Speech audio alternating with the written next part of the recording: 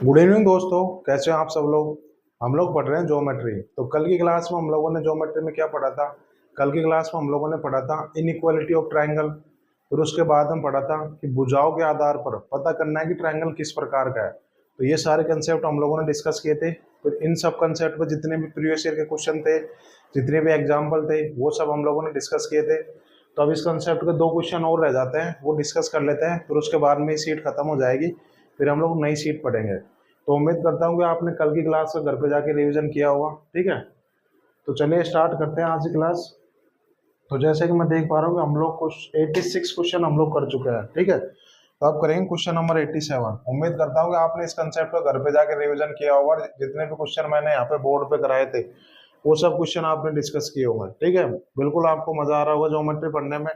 सारी चीजें हम बिल्कुल सीक्वेंस में, एक पैटर्न में लेके चल रहे हैं। तो मैं यकीन दिला रहा हूँ, ऐसा कोई सा भी एग्जाम नहीं होगा जिसमें आप ज्योमेट्री के क्वेश्चन स्किप कर दोगे। ठीक है, तो अब क्वेश्चन करते हैं 87। क्या दे रहेगा क्वेश्चन, यदि किसी त्रिभुज की, तो उम्मीद करता हूँ कि आप मेरे साथ साथ चीजों को नोट कर रहे होंगे। यदि किसी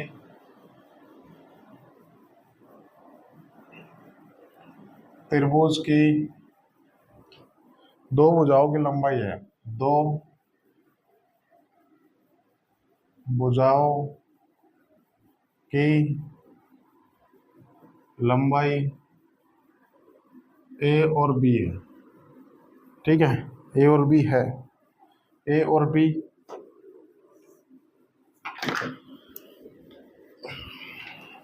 इस प्रकार है कि इस प्रकार है कि उनका गुणनफल दे रखा है कि गुणनफल ए गुणा बी बराबर 24 है। ठीक है, जहां ए और बी पूर्णांक है भाई, जहां ए और बी पूर्णांक है। इंपॉर्टेंट सवाल है भाई, मेरे साथ चीजों को नोट करते रहिएगा। पूर्णांक है। ठीक है, तो क्वेश्चन बुझाते तो ऐसे संभावित त्रिभुजों की संख्या ज्ञात करें। तो ऐसे संभावित त्रिभुजों की संख्या ज्ञात करें। ठीक है, ये क्वेश्चन है, इंपॉर्टेंट क्वेश्चन है भाई। कल का ही कंसेप्ट के क्वेश्चन है, वो सब खत्म कर लेते हैं हम लोग। और ये सवाल CHSL 2020 का सवाल है भाई, इंपॉर्टेंट सवाल है। ठीक है, तो इसको बिल्कुल डिटेल में डिस्कस करेंगे। क्या दे रखा है, यदि किसी त्रिभुज की दो भुजाओं की लंबाई दे रखी है ए और बी। ठीक है, और इस प्रकार है कि उनको गुणनफल दे रखा है, मुझे ए गुणा बी बराबर 24 दे रखा है। तो बोला है जहाँ ए और बी पूर्णांक है, तो मुझे टोटल पॉसिबल ट्राइंगल बताना है यहाँ से।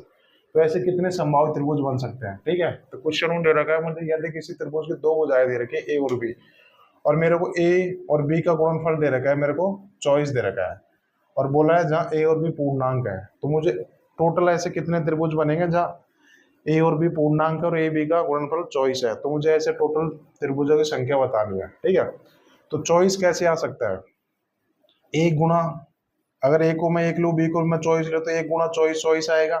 ठीक है, तो अब मैं देखूंगा कि ए और बी की वैल्यू, ए बी भुजा की वैल्यू 1 और 24 है, तो इन दोनों भुजाओं से कितने ट्रायंगल बन सकते हैं। ठीक है, तो मैं ऐसे ट्रायंगल, कितने ट्रायंगल बनेंगे जिसमें एक ए बराबर 1 है, बी बराबर 24 है। तो मैंने बिल्कुल आपको कंसेप्ट बताया था कल का। क्या करना है, 1 और 24 में से सबसे छोटा नंबर कौन है, 1 है। तो मैंने कंसेप्ट बताया था 2 गुणा स्मॉलेस्ट नंबर -1। तो 2 गुणा 1 करूंगा तो 2, 2 में से 1 घटाऊंगा तो 1। तो यहाँ से कितने ट्रायंगल बनेंगे, यहाँ से एक ट्रायंगल बनेंगे। अर्थात ये एक ट्रायंगल ऐसा है जिसकी एक भुजा 24 1 है और एक दूसरी भुजा 24 है। ठीक है, तो ये ट्रायंगल बना दिया। अब दूसरा केस ले लेता हूँ मैं। तो 24 कैसे आ सकता है दूसरे तरीके से, यहाँ पे 2 ले लेता हूँ, ए की वैल्यू, बी की वैल्यू 12 ले लूंगा, तो एक ट्रायंगल। तो यहाँ से कितने ट्रायंगल बनेंगे ये देख रहे हैं। तो वही कंसेप्ट लगाऊंगा, क्या बताया था, 2 गुणा स्मॉलेस्ट नंबर -1। तो कितना आएगा यहाँ से, तो यहाँ से 3 ट्रायंगल बन जाएंगे। अब ऐसे ही मैं तीसरा केस लेता हूँ, यहाँ पे 3 ले लेता हूँ, यहाँ पे 8 आ जाएगा, क्योंकि 3 गुणा 8 करके मुझे 24 ले लेना है। अब यहाँ से कितने ट्रायंगल बनेंगे, वही 2 गुणा स्मॉलेस्ट नंबर -1। तो 3 दूनी 6 में से गया, तो कितने बनेंगे यहाँ से 5 ट्रायंगल बनेंगे। ये तो आ रहे होंगे ना आपको। जैसे कि सपोज करो मेरे को 3 और 8 में बताना है, दो भुजा दे रखे 3 और 8, इसमें कितने ट्रायंगल बनेंगे। तो मैंने क्या बताया था, तीसरी भुजा सी मान लेता हूँ। तो सी की वैल्यू क्या आएगी, 8 में से तो 5 से बड़ी आएगी और 11 से छोटी आएगी। तो यहाँ से सी की वैल्यू कितनी आएगी, 6 आएगी, 7 आएगी, 8 आएगी, 9 आएगी, 10 आएगी। तो जितनी सी की वैल्यू होगी उतने ही तो ट्राइंगल बनेंगे यहाँ से। तो कितनी वैल्यू आ रही है, 5 ट्राइंगल है, 5 वैल्यू आ रही है तो 5 ही ट्राइंगल बनेंगे ना। बट मुझे साइड की कोई जरूरत ही नहीं है, मुझे तो सिर्फ ट्राइंगल बताने हैं, तो बिल्कुल मैं वही डायरेक्ट कंसेप्ट लगाऊंगा। अब चौथा केस क्या ले सकता हूँ भाई, ए को मैं 4 ले लेता हूँ, बी को मेरे को 6 लेना पड़ेगा क्योंकि मुझे गुणनफल चॉइस करना है। तो यहाँ से देखूंगा कि कितने ट्राइंगल बनेंगे, तो वही लगाऊंगा 2 गुना स्मॉलेस्ट नंबर -1, तो 4 दूनी 8 में से 1 गया तो कितना 7 ट्राइंगल बन जाएंगे। अब अगला केस देख लेता हूँ, अगला केस लूंगा 6-4। अब अगला केस 6-4, 4-6-6-4, ये तो एक ही ट्राइंगल बन गए ना, सेम ही तो ट्राइंगल है। जैसे कि सपोज करो मैं ट्राइंगल बनाता हूँ, इधर बना लेता हूँ। सपोज करो मैंने ये ट्राइंगल बना भाई, 4 गुना 6 और 6 गुना 4, तो एक ही तो ट्राइंगल है। जैसे सपोज करो मैंने एक ट्राइंगल ले लिया, 13-14-15 ले लिया, ठीक है। अब मैं इस ट्राइंगल को ऐसे भी तो बना सकता हूँ 13-15-14, जब भी देखो ये दोनों ट्राइंगल सेम ही तो है, इन दोनों ट्राइंगल के एरिया सेम ही तो आएगा। तो 4-6 ले लो चाहे 6-4 ले लो, बात तो एक ही है ना, दोनों ट्राइंगल सेम ही तो है। तो टोटल ये पॉसिबिलिटी ले सकता हूँ मैं, इतने केसेस से मैं ट्राइंगल बना सकता हूँ। अब मैं काउंट कर लूंगा कितने ट्राइंगल बनेंगे, ठीक है। 7 रोज 12-3-15 16, टोटल 16 ट्राइंगल बनेंगे यहाँ से। मैंने ऑप्शन लिखा है नहीं, मैं आपको ऑप्शन लिखा देता हूँ।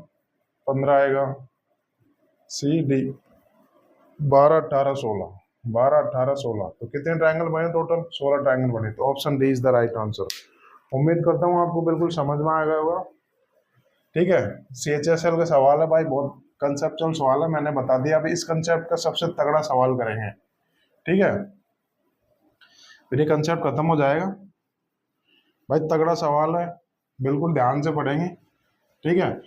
अदर टीचर तो कोई कराएगा ही नहीं, यकीन दिला रहा हूँ मैं, बट वो सवाल एग्जाम में पूछा गया है, तो बिल्कुल हम लोग डिस्कस करेंगे। उम्मीद करता हूँ आपने ये चीज़ नोट कर ली होगी, और बिल्कुल हम घर पे जाके चीज़ों को टाइम टू टाइम रिवाइज कर रहे होंगे, ठीक है। ज्योमेट्री पढ़ने में तभी फायदा होगा भाई, जितनी पीछे की चीज़ें याद होगी ना आपको, तो उतना ही फायदा होने वाला है, वरना कोई फायदा नहीं होगा, क्योंकि ज्योमेट्री में सारी चीज़ें एक दूसरे से रिलेटेड है। तो जितनी चीज़ें मैं पीछे बता दूँ उन सबका रिवीजन करके आया करो, ठीक है। तो अब क्वेश्चन करेंगे 88, ठीक है। तो मैं क्वेश्चन लिखा देता हूँ, ठीक है। तो क्या दे रखा है, पूर्णांक भुजाओं वाले, तगड़ा सवाल है भाई, बहुत तगड़ा सवाल है, ठीक है। ध्यान से पढ़ेंगे, बिल्कुल डिटेल में समझाऊंगा। पूर्णांक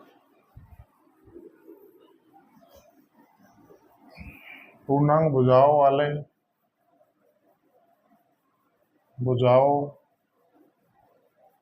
वाले, ऐसे कितने समद्विबाहु त्रिभुज संभव है, ऐसे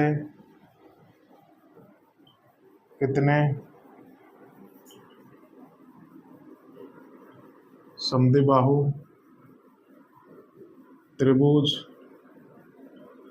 संभव है, ठीक है, जिनमें दो भुजाओं का योग, जिनमें दो भुजाओं का योग 16 सेंटीमीटर दे रखा है, ठीक है। ये क्वेश्चन है, और ये सवाल CHSL 2021 में पूछा गया सवाल है भाई, बहुत टफ सवाल है, अब बहुत इंपॉर्टेंट सवाल, इम्पोर्टेंट। वैसे CHSL में आना नहीं चाहिए था ये सवाल, क्योंकि इस सवाल का लेवल मेन से भी काफी अच्छा लेवल है, ठीक है। 5-7 साल पहले ये सवाल कैट में पूछा गया था, तो SSC ने वहां से ये क्वेश्चन उठाया, ठीक है। तो बिल्कुल डिटेल में करेंगे इसको, तगड़ा सवाल है भाई, CHSL में आना नहीं चाहिए था, बट एग्जाम में आया, तो कोई गारंटी नहीं है कि अगली एग्जाम में भी पूछा जा सकता है, ठीक है। तो हम लोग करेंगे, बिल्कुल छोड़ेंगे नहीं, क्योंकि एग्जाम में पूछा गया है, तगड़ा सवाल है, पर डिस्कस करेंगे। यहाँ आने का फायदा क्या हुआ, सारी चीजें आपको बिल्कुल समझने को मिलेगी, ठीक है। तो क्या दे रखा है, पूर्णांक भुजाओं वाले ऐसे कितने समद्विबाहु त्रिभुज संभव है। अब मैंने आपको बताया था समद्विबाहु त्रिभुज क्या होता है, बताया था ना मैंने, शुरू की 1-2 क्लासेस में बताया था। समद्विबाहु त्रिभुज एक ऐसा त्रिभुज जिसकी दो भुजाएं बराबर हो। सपोज करो मैंने त्रिभुज ABC बना लिया, तो मैं यहाँ से अगर ये बोल दूं AB बराबर AC, तो ये त्रिभुज कैसा बन जाएगा, तो ये त्रिभुज समद्विबाहु त्रिभुज बन जाएगा। भुजा AB और AC बराबर दे रखी है, तो समद्विबाहु त्रिभुज क्या होगा, ऐसा त्रिभुज जिसकी दो भुजाएं बराबर हो, ठीक है। तो पूर्णांक भुजाओं वाले ऐसे कितने समद्विबाहु त्रिभुज संभव, जिनमें दो भुजाओं का योग दे रखा है 16 सेंटीमीटर दे रखा है। मैं भुजाएं मान लेता हूँ, ABC भुजाएं मान लेता हूँ, ठीक है। उनमें मेरे को योग दे रखा है A + B का योग दे रखा है, मुझे 16 दे रखा है, ठीक है। ऐसे कितने त्रिभुज बनेंगे, और वो त्रिभुज समद्विबाहु भी होने चाहिए, ये क्वेश्चन में दे रखा है, बिल्कुल डिटेल में सॉल्व करेंगे, तगड़ा सवाल है भाई, तो पूरा ध्यान से पढ़ना। मैं इसका ऑप्शन भी लिखा देता हूँ आपको, ठीक है। आज पता नहीं ऑप्शन पे नजर क्यों नहीं जा रही, बट मैं लिखवा देता हूँ, ठीक है। Option A B C D क्या आएगा? 18 15 9 24, 18 15 9 24, ठीक है। अब सॉल्व करेंगे। मेरे को दे रखा है पूर्णांक भुजाएं से कितने समद्विबाहु त्रिभुज समूह है जिनमें दो भुजाओं को एक 16 सेंटीमीटर दे रखा है, ठीक है। तो ये बताना है मुझे, और वो समद्विबाहु भी होना चाहिए। तो पहला केस तो क्या ले लेता हूँ मैं? पहला केस तो यही ले लेता हूँ भाई, मुझे योग 16 करना है, तो कैसे कर सकता हूँ मैं? 8 8 ले लेता हूँ दोनों भुजाओं को। अब देखो दोनों त्रिभुज समद्विबाहु त्रिभुज हो गए ना, समद्विबाहु भी होना चाहिए ऐसा त्रिभुज जिसमें दो भुजाएं बराबर हो। तो पहला केस से तो क्या ले लेता हूँ, इसको 8 ले लेता हूँ और इसको 8 ले लेता हूँ, ठीक है। ए को 8 लेता हूँ, बी को 8 लेता हूँ, तो यहाँ से टोटल कितने ट्राइंगल बनेंगे? यहाँ से टोटल कितने ट्राइंगल बनेंगे? इन दोनों में 8 तो दोनों ही सेम है, तो क्या करेगा, स्मॉल भी यही है और ग्रेटर भी यही है। तो क्या ट्रिक बताई थी मैं, 2 गुना स्मॉलेस्ट नंबर -1, तो 8 दूनी 16 में से गए, तो टोटल यहाँ पे 15 ट्राइंगल बनेंगे, ठीक है। 15 ट्राइंगल कैसे? जैसे ये तो 8 8 ले ली, ठीक है। अब तीसरी भुजा की क्या ले सकते हो आप, मैं बता देता हूँ, ऐसे जरूरत नहीं है नहीं, तो 0 से बड़ी ले सकते हो, तीसरी भुजा को सी मान लेता हूँ, और 16 से छोटी ले सकते हो। तो यहाँ से सी की वैल्यू कितनी निकल के आएगी? सी की वैल्यू 1 से लेकर 15 तक आ जाएगी ना। तो यहाँ पे सी की वैल्यू 1 रख लो, चाहे 2 रख लो, चाहे 3 रख लो, डॉट डॉट डॉट 15 रख लो। तो ये ट्राइंगल कितने बन गए? तो अगर समद्विबाहु त्रिभुज में दो भुजाओं की लंबाई मैंने 8 8 ले ली ना, तो ऐसे टोटल कितने ट्राइंगल बनेंगे? ऐसे टोटल 15 ट्राइंगल बनेंगे। कैसे बनेंगे? 8 8 फिर 1 ले लो, फिर 8 8 2 ले लो, ऐसे टोटल 15 ट्राइंगल बनेंगे, ठीक है। ये केस तो बिल्कुल हर स्टूडेंट को समझ में आ गया होगा।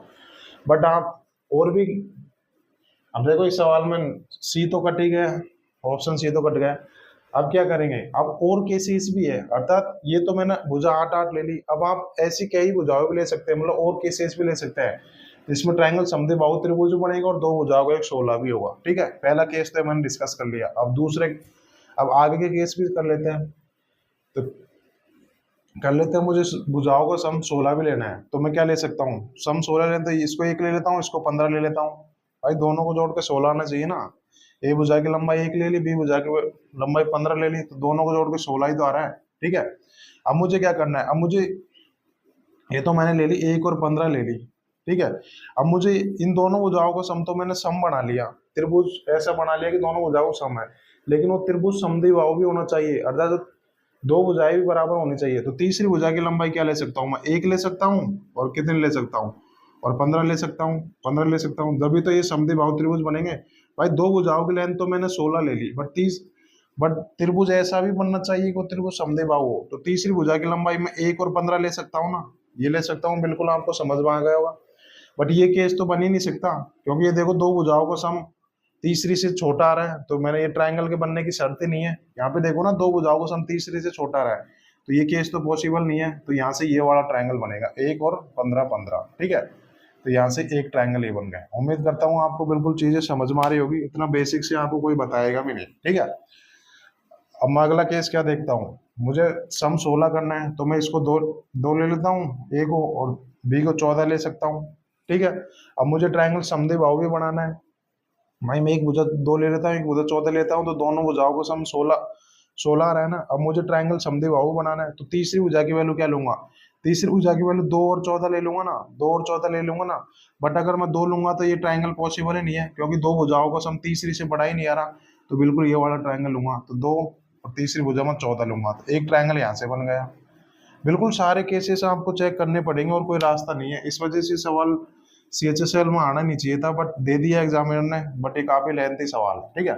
अब अगला केस क्या देख लेते हैं। अब ए को मैं 3 मान लेता हूँ और इसको मैं 13 मान लेता हूँ, ठीक है। अब मैं इसकी वैल्यू 3 तो मानूंगा नहीं, क्योंकि 3 मानूंगा तो 3 3 6, 13 से कम हो जाएगा, दो भुजाओं को सम तीसरी भुजा से कम हो जाएगा, ट्राइंगल ही पॉसिबल नहीं है। तो एक ट्राइंगल यहाँ से ही बन गया। बिल्कुल आपको सारी कंडीशन चेक करनी पड़ेगी, ठीक है। अब अगली भुजाओं को मैं 4 ले लेता हूँ, सम 16 करना है, तो ये भुजा मैं 12 लूंगा, तो तीसरी भुजा क्या लूंगा? तीसरी भुजा 4 और 12 ले सकता हूँ, बट मैं 4 लूंगा नहीं, क्योंकि ट्राइंगल ही नहीं बनेगा। 4 4 8, वो तो 12 से कम हो गया ना, दो भुजाओं का सम तीसरी भुजा से कम होगा, तो ट्राइंगल ही पॉसिबल नहीं है। तो एक ट्राइंगल यहाँ से ये बन गया, ठीक है। अब अगला केस क्या ले सकता हूँ, इसको 5 मान लेता हूँ, इसको 11 मान लेता हूँ, तीसरी भुजा 11 माननी पड़ेगी। देखो मुझे समद्विबाहु बनाना है, इस वजह से दो भुजा मेरे को बराबर भी लेनी है, तो एक ट्रायंगल यहाँ से ये बन जाएगा। ठीक है, अब दिक्कत आएगी आपको। ठीक है, वो कंफ्यूजन खा रहता है स्टूडेंट को, वो आप समझने की बात है। अब मैं ए भुजा को 6 ले लेता हूँ, अब मुझे सम 16 करना है, तो इस भुजा को मैं 10 ले लेता हूँ। अब तीसरी भुजा की लंबाई में क्या ले सकता हूँ, तीसरी भुजा को 6 भी ले सकता हूँ, 10 भी ले सकता हूँ, क्योंकि मुझे त्रिभुज समदेव बाहु भी तो बनाना है। ठीक है, अब ये देखो, ये दोनों ट्रायंगल पॉसिबल हो गए, ये दोनों ट्रायंगल बन गए। एक ट्रायंगल तो 6 10 6 हो गया, और एक ट्रायंगल 6 10 10 हो गया। अब ये दोनों ट्रायंगल बनेंगे कैसे, देखो दो भुजाओं को सम तीसरी से बढ़ा रहा है ना, दो भुजाओं को सम तीसरी से बढ़ा रहा है, 6 + 6 तीसरी से बढ़ा रहा है, तो ये ट्रायंगल पॉसिबल है, ये ट्रायंगल बनेगा। अब यहाँ पे देखो कोई सी भी दो भुजा ले लो, 16 का सम 10 से बढ़ा है, तो ये ट्रायंगल बनेगा। तो यहाँ से ये दोनों ट्रायंगल बनेंगे भाई, यहाँ से दो ट्रायंगल बनेंगे। ठीक है, ये कंफ्यूजन था, मैंने आपको बता दिया। यहाँ पे 6 10 6 भी ट्रायंगल बनेगा, और 6 10 10 भी ट्रायंगल बनेगा। ठीक है, अगला केस क्या ले लेता हूँ मैं, इधर रख लेता हूँ। अगला केस ए को मैं 5 मान लेता हूँ। अब सम मुझे क्या करना है, मैं सॉरी 7 मानूंगा ना। ठीक है, इधर ही लिख लेता हूँ, 1 मिनट में देख लेता हूँ आपको दिखाई दे रहा है कि नहीं दे रहा। ठीक है, दे रहा है। अगला केस क्या ले लेता हूँ मैं, 7 ले लेता हूँ, और बी को क्या ले लेता हूँ मैं, बी को 9 ले लेता हूँ।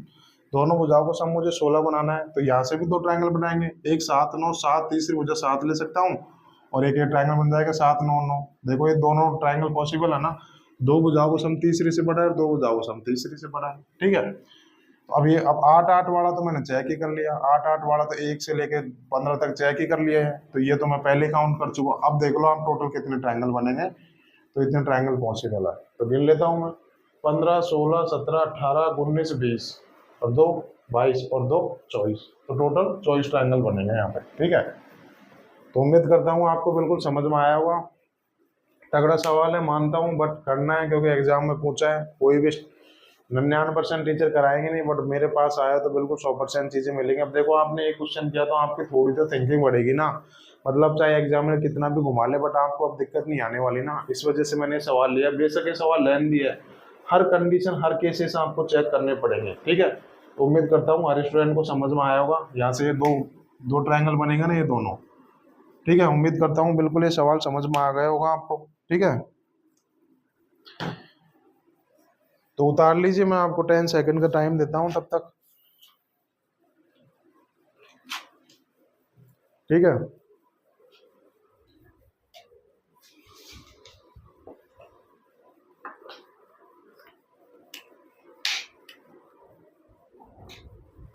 उम्मीद करता हूँ आप लोगों ने उतार ली होगी। अब ये सीट भाई पूरी तरीके से खत्म हो गई। पहली सीट में देख लो मैंने कितने सारे क्वेश्चन कराए, और ये मुश्किल से ज्योमेट्री का सिर्फ 5% हुआ है सिलेबस है, देख लो आप। 5% में नहीं तो 10% मान लो। ठीक है, अब देख लो कितना ज्योमेट्री पढ़ना है आपको, तो सारी चीज बिल्कुल 100% चीजें डिलीवर कराऊंगा मैं, तो घबराइए मत। एक बार ज्योमेट्री पढ़ेंगे, लाइफ में कभी ज्योमेट्री पढ़ने की जरूरत नहीं पड़ेगी, इतना मेरा आप लोगों से वादा है। ठीक है, दिक्कत यही है ना कि काफी लेंथी टॉपिक है, आप लोगों ने अब तक कवर किया ही नहीं होगा। 90% स्टूडेंट ये टॉपिक कवर ही नहीं कर पाते क्योंकि लेंथी टॉपिक है, इस वजह से। बट मैंने आपको, और कोई भी टीचर आपको बिल्कुल 100% चीज प्रोवाइड नहीं करवाता ज्योमेट्री में। ठीक है, कुछ एक आध टीचर ही हैं, बट यहाँ पे आए हो तो बिल्कुल मैं आपको 100% चीजें डिलीवर कराऊंगा। ठीक है, यूट्यूब पर तो किसी ने 100% ज्योमेट्री पढ़ाई नहीं होगी। ठीक है, तो अब दूसरी सीट करेंगे, पहली सीट बिल्कुल पूरी तरीके से खत्म हो गई। अब दूसरी सीट में हम लोग क्या पढ़ेंगे, सबसे पहले पढ़ेंगे ट्रिपलेट्स, फिर पाइथागोरस थ्योरम बताऊंगा, फिर बताऊंगा मैं आपको साइन रूल, फिर कोसाइन रूल, फिर length of angle by sector, फिर उसके बाद में करेंगे interior angle by sector theorem करेंगे।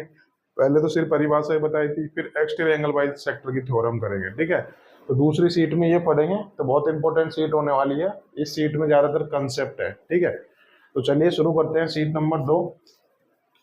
तो सीट 2 शुरू करते हैं। तो सबसे पहले मैं आपको बताता हूँ ट्रिपलेट्स क्या होता है, तो हेडिंग डाल लीजिए बिल्कुल ट्रिपलेट्स। ठीक है, ट्रिपलेट्स डाल लीजिए भाई। ये ट्रिपलेट्स इतना इंपॉर्टेंट है, देखो पूरी ज्योमेट्री में अलजेब्रा, नंबर सिस्टम, त्रिकोणमिति, मेंसुरेशन, सब में ट्रिपलेट का इस्तेमाल होगा, पूरे गणित में ट्रिपलेट लगेगा। तो पूरा ध्यान से पढ़ेंगे, मैं बिल्कुल आपको सारी चीजें डिटेल में बताऊंगा कि ट्रिपलेट होता क्या है, ट्रिपलेट्स। ठीक है, तो उससे पहले मैं आपको बताता हूँ पाइथागोरस थ्योरम क्या होती है। ठीक है, तो ट्रिपलेट्स पढ़ेंगे, उससे पहले मैं आपको बता देता हूँ पाइथागोरस थ्योरम। काफी स्टूडेंट को आती होगी, काफी क्या सभी को आती होगी ये तो यार। पाइथागोरस प्रमेय क्या होती है, ठीक है। तो ये बिल्कुल ये डिस्कस करते हैं हम, बिल्कुल डिटेल में समझाऊंगा क्योंकि ट्रिपलेट है ये, पूरी गणित में काम देगा। आज बेसिक बता रहा हूँ, आगे कभी बेसिक बताऊंगा नहीं, तो पूरा ध्यान से करेंगे और इतना बेसिक आपको कहीं मिलेगा भी नहीं जितना मैं अब डिस्कस करने वाला हूँ, ठीक है। तो सबसे पहले करेंगे पाइथागोरस थ्योरम। तो मैं एक राइट एंगल ट्रायंगल बना लेता हूँ। जैसे सपोज करो मैंने एक राइट एंगल ट्रायंगल बना लिया ए बी सी, ठीक है। ये शीर्ष ए माना और बी पर मैंने राइट एंगल बनाया, यानी बी पर मैंने 90 डिग्री ले लिया, ठीक है। तो एक ऐसा ट्रायंगल हो गया ए बी सी। मैंने बताया था राइट एंगल ट्रायंगल क्या होता है, एक ऐसा त्रिभुज जिसमें एक कोण 90 डिग्री का हो और बाकी दोनों कोण 90 डिग्री से छोटा हो, तो वो ट्रायंगल क्या होगा, वो एक राइट एंगल ट्रायंगल होगा, ठीक है। अभी राइट एंगल बनाने वाली साइड को मैंने ले लिया, शीर्ष ए के सामने की साइड को ए मान लिया, शीर्ष बी के सामने की साइड को स्मॉल बी मान लिया और शीर्ष सी के सामने की साइड को सी मान लिया। तो 90 डिग्री बनाने वाली साइड मैंने ए मान ली और सी मान ली, और ये 90 डिग्री के सामने की साइड बी मान ली, और ये कर्ण होता है, ठीक है। इतना तो आता होगा। अब पाइथागोरस थ्योरम क्या होती है कि कर्ण का स्क्वायर बाकी दोनों स्क्वायर के सम के बराबर होता है, ठीक है। अगर मैं बात करूं यहाँ से, तो बी स्क्वायर बराबर क्या आएगा, बी स्क्वायर बराबर आएगा ए स्क्वायर प्लस सी स्क्वायर। यही है पाइथागोरस थ्योरम और बाकी कुछ भी नहीं है, ठीक है। उम्मीद करता हूँ आपको बिल्कुल समझ में आएगा। भाई मैंने एक राइट एंगल बना लिया और 90 डिग्री बनाने वाली भुजाओं को मैंने मान लिया, एक को ए मान लिया और एक को मैंने सी मान लिया, ठीक है। अब पाइथागोरस थ्योरम क्या होती है, कर्ण का स्क्वायर तथा 90 डिग्री के सामने कर्ण होगी, और ध्यान रखना ये जो भुजा है ना सबसे बड़ी भुजा होगी, इन दोनों भुजाओं में सबसे बड़ी भुजा होगी हाइपोटेन्यूस। कर्ण सबसे बड़ी भुजा होगी राइट एंगल की तीनों साइड्स में से, ठीक है। तो पाइथागोरस थ्योरम क्या है, कर्ण का स्क्वायर बाकी दोनों साइड ए स्क्वायर प्लस सी स्क्वायर, कर्ण का स्क्वायर बाकी दोनों साइड के वर्ग के सम के बराबर होता है, ये पाइथागोरस थ्योरम है, ठीक है। उम्मीद करता हूँ कि बिल्कुल समझ में आएगी होगी।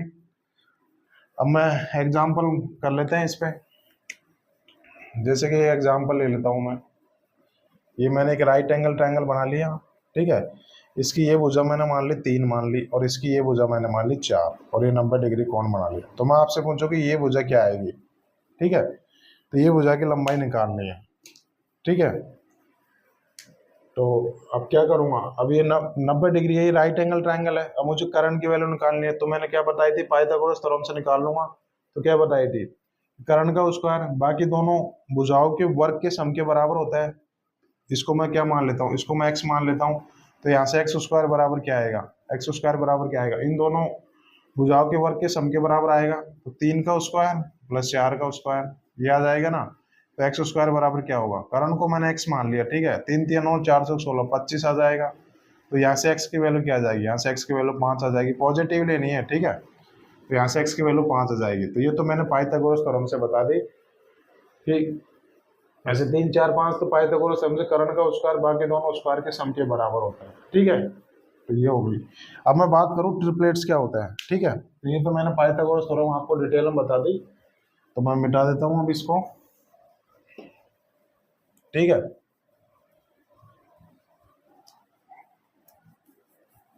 अब ट्रिपलेट्स क्या होते हैं वो चीज पे आ रहा हूं मैं, ठीक है। अभी मैंने 3 4 5 पे मैंने पाइथागोरस थ्योरम लगाई, तो वहां पे क्या चीज निकल के आई, 3 4 5, अर्थात उसमें कर्ण 5 आया था ना, बिल्कुल 3 और 4 पे पाइथागोरस लगाऊंगा तो 5 कर्ण आएगा, ठीक है। तो ये तो मैंने पाइथागोरस थ्योरम से लगा ली, ठीक है। अब ट्रिपलेट्स क्या होते हैं, तो ट्रिपलेट्स क्या होता है, एक ऐसी 3 पूर्णांक वैल्यू, ऐसी 3 पूर्णांक वैल्यू जो पाइथागोरस थ्योरम को सेटिस्फाई करती है और राइट एंगल ट्रायंगल बनाती है। अभी अभी देखो मैंने ये 3 4 5 ये पाइथागोरस थ्योरम से निकाले ना भाई, ये मैंने ट्रायंगल बना लिया ना, ये 90 डिग्री ट्रायंगल बना लिया। अब मैंने क्या बोला था, ट्रिपलेट्स क्या होता है, ऐसी 3 पूर्णांक वैल्यू, ऐसी 3 पूर्णांक पॉजिटिव वैल्यू, ठीक है, जो पाइथागोरस थ्योरम को सेटिस्फाई करती है। भाई ये पाइथागोरस थ्योरम को सेटिस्फाई करेंगे ना, ये कर्ण है तो मैं देखूंगा कर्ण का स्क्वायर बाकी दोनों भुजाओं के स्क्वायर के सम के बराबर ही था, तो ये बिल्कुल पाइथागोरस थ्योरम बना रही है। और ये राइट एंगल भी बना रही है भाई, ये 3 हो गई, ये 4 हो गई, तो ये राइट एंगल बना रही है। तो ऐसी 3 पूर्णांक वैल्यू को कहते हैं पाइथागोरियन ट्रिपलेट्स बोलते हैं, शॉर्टकट में ट्रिपलेट्स बोलते हैं, ठीक है। क्या बताई मैंने ट्रिपलेट्स की परिभाषा, ऐसी 3 पूर्णांक वैल्यू जो पाइथागोरस थ्योरम को सेटिस्फाई करती है और राइट एंगल बनाती है, तो ऐसी 3 पूर्णांक वैल्यू जो क्या बोलते हैं, ट्रिपलेट्स बोलते हैं, ठीक है। उम्मीद करता हूँ आपको समझ में आ गया ट्रिपलेट्स की, ठीक है। और एग्जाम्पल ले लेता हूँ, ठीक है। जैसे ये मैंने एक एग्जाम्पल पूछ रहा हूँ मैंने आपसे, ठीक है। ये भुजा मैंने 5 ले ली, ये भुजा मैंने 13 ले ली, ठीक है। तो मुझे इस भुजा की लंबाई क्या होगी, और ये एक राइट एंगल ट्रायंगल है, ठीक है। तो आपको इस भुजा की लंबाई निकालनी है, ठीक है। तो क्या इस भुजा की लंबाई कैसे निकालूंगा मैं, ध्यान रखना, जब भी समकोण त्रिभुज आए और वहां पे लंबाई की बात चल रही हो तो हमेशा पाइथागोरस थ्योरम लगेगी। तो समकोण त्रिभुज दे रखी है, मुझे इस भुजा की लंबाई निकालनी है, तो क्या करूंगा, पाइथागोरस थ्योरम लगा लूंगा। तो पाइथागोरस थ्योरम क्या होती है, कर्ण का स्क्वायर बाकी दोनों भुजाओं के वर्ग के सम के बराबर होता है। तो यहाँ से 13 का स्क्वायर बराबर 5 का स्क्वायर प्लस प्रश्नवाचक को एक्स स्क्वायर मान लेता हूँ। तो यहाँ से एक्स स्क्वायर बराबर क्या आएगा, 13 का स्क्वायर माइनस 5 का स्क्वायर। 13 का स्क्वायर कितना आएगा यहाँ से, ठीक है, 169 आएगा। और ये कितना आएगा, 25 आएगा। तो यहाँ से एक्स स्क्वायर बराबर कितना आएगा, 144 आएगा। तो यहाँ से एक्स की वैल्यू कितनी आई, 12 निकल के आई। ये 12 निकल के आ गई ना एक्स की वैल्यू, ठीक है। आप डायरेक्ट करेंगे, यहाँ से कितना आएगा, √13 का स्क्वायर माइनस 5 का स्क्वायर, डायरेक्ट करेंगे तो कितना आएगा, 12 आएगी। ये तो मैंने आपको बिल्कुल बता दी कि भाई पाइथागोरस थ्योरम से। तो ये क्या चीज निकल गया यहाँ से, तो 5 12 आ गई ना, तो 5 12 13। तो ये 5 12 ट्रिपलेट है भाई, ये राइट पाइथागोरस थ्योरम को भी सेटिस्फाई कर रहा है और 90 डिग्री एंगल भी बना रहा है, अर्थात समकोण त्रिभुज बना रहा है। तो ये क्या होगा, ये पाइथागोरन ट्रिपलेट हो गया। तो ये ट्रिपलेट सिद्ध हो गया। तो अब ये तो मैंने आपको निकाली कि पाइथागोरस थ्योरम से निकाल की 3 4 5 5 12 13। बट ये ट्रिपलेट्स आपको डायरेक्ट याद रखने हैं। डायरेक्ट आपको ये ट्रिपलेट याद रखने हैं, क्योंकि एग्जाम में डायरेक्ट वैल्यू आती है। अगर आप इन चीजों को डायरेक्ट याद रखोगे तो बिल्कुल आपके एग्जाम में बहुत कीमती टाइम बच जाएगा। तो ये सारे देखो, ये 5 12 13, तो 5 12 वैल्यू दे देगा, डायरेक्ट पूछेगा कि कर्ण की वैल्यू क्या आएगी, 13 आएगी। तो आपको इन दोनों में पाइथागोरस लगा कि कर्ण की वैल्यू ऐसे नहीं निकालनी, आपको डायरेक्ट आना चाहिए। 5 12 1 13 एक ट्रिपलेट होता है, ठीक है। तो बहुत सारी ट्रिपलेट्स हैं जो मैं आपको लिखा देता हूँ, तो वो चीजें आपको डायरेक्ट याद होनी चाहिए। बेसिक से बता दी कि ये चीजें कहाँ से निकल के आती है, पाइथागोरस थ्योरम लगती है, वहां से ये चीजें निकल के आती है, ठीक है। तो मैं ट्रिपलेट्स बता देता हूँ, ठीक है। बेसिक ट्रिपलेट्स हैं, वो डायरेक्ट याद रखोगे तो आपको बिल्कुल एग्जाम का बहुत कीमती टाइम बचेगा, क्योंकि डायरेक्ट इनकी वैल्यू निकालने को आती है। तो हम पाइथागोरस थ्योरम तो लगाएंगे नहीं, अगर डायरेक्ट ये चीजें याद होंगी तो आपका बहुत कीमती टाइम बचेगा एग्जाम में। तो मैं सारे ट्रिपलेट्स एक बार लिखा देता हूँ आपको, ठीक है। तो पहला क्या है, पहला तो यही था बेसिक 3 4 5, ये निकाला था, ठीक है। एक ट्रिपलेट ये हो गया 5 12 13। मेरे साथ साथ चीजों को नोट कर रही है, 3 4 5 5 कितना आएगा, 7 24 25। फिर 9 पे कितना आता है, 9 40 41, उतारते रहिए मेरे साथ। फिर 11 पे कितना आएगा, 9 40 41। मैं बिल्कुल ऐसे मतलब सीक्वेंस में लेके 3 5 7 9 10 पे भी कोई होता है क्या भाई, 10 पे कोई नहीं होता। तो 11 पे देख लेता हूँ, 11 60 61, ठीक है। 12 पे बनता है कि नहीं, 13 पे कितना होगा, 13 84 85। नोट करते रहिए, आपको डायरेक्ट याद रखनी है जैसे मैंने याद कर रखी ना। 13 15 पे नहीं होता, 16 17 18 19 20 20 21 29 कितना आएगा, 20 99 101।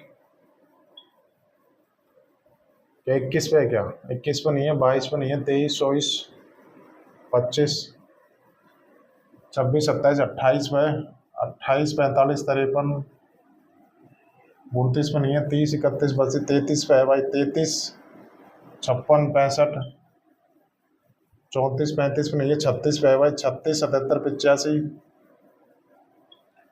38 39 40। बाकी फिर 48 55 73, ठीक है। तो ये सारे ट्रिपलेट्स हैं, तो ये बिल्कुल आपको डायरेक्ट याद होने चाहिए, ठीक है। और मैं लिखा देता हूँ, एक होता है 65 72 97 97, ठीक है। ये ट्रिपलेट्स हैं जो आपको डायरेक्ट याद रखने हैं, ठीक है। और तो क्या है, और एक ट्रिपलेट ये एक है 39 80 89 होता है शायद, 39 80 89, ठीक है। तो ये सारे ट्रिपलेट्स हैं जो आपको याद करना है, ठीक है। तो ये सारे ट्रिपलेट आपको याद करने हैं। वैसे पाइथागोरस थ्योरम से निकल के आते हैं। तो ट्रिपलेट्स की मैंने परिभाषा क्या बताई थी, ऐसी 3 पॉजिटिव इंटीजर वैल्यू जो पाइथागोरस थ्योरम को सेटिस्फाई करती है और राइट एंगल बनाती है। तो ये सारे ट्रिपलेट्स हैं, ये आपको याद रखने हैं, जैसे मैंने याद कर रखे हैं बिल्कुल आपको वैसे याद करना है।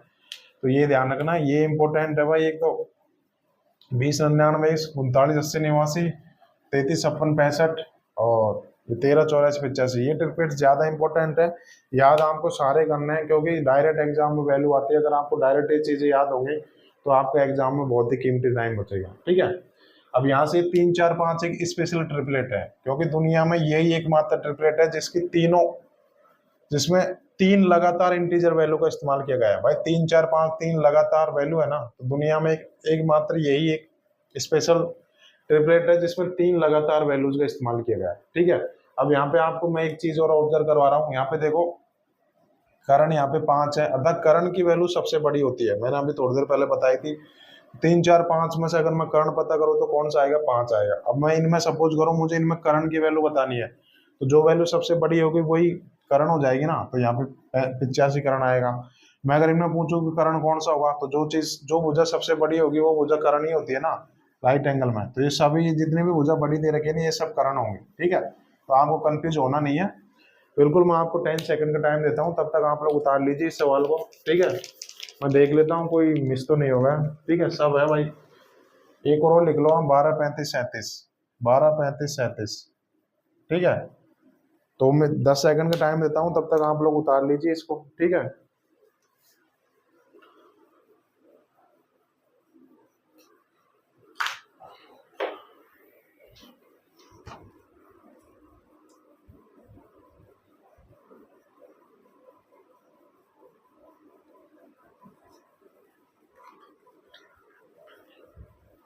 तो उम्मीद करता हूँ आपने उतार लिया होगा। ये चीजें आपको डायरेक्ट याद होनी चाहिए, क्योंकि ये चीजें डायरेक्ट इस्तेमाल होती है। घबराइए मत, मेरे साथ साथ जब क्वेश्चन करोगे ना, मैं इतने सारे क्वेश्चंस के प्रैक्टिस करा दूंगा, ये सारी चीजें आप कैसे रट जाएंगे, ठीक है। तो बिल्कुल जब क्वेश्चंस करेंगे उनमें बिल्कुल इनका जिक्र होगा, तो आपको ये चीजें ऐसे याद हो जाएंगी, ठीक है। तो बट जब भी मौका मिले इनको अपने रूम की मतलब दीवार है ना, उस पर चिपका लिया करो। पूरे दिन भर अगर इनको देखोगे तो एक दिन आपको याद हो जाएगी, ठीक है। ये तो मैंने कराया, ऐसे बहुत सारे ट्रिपलेट्स हैं, ये तो अनंत ट्रिपलेट है ऐसे तो।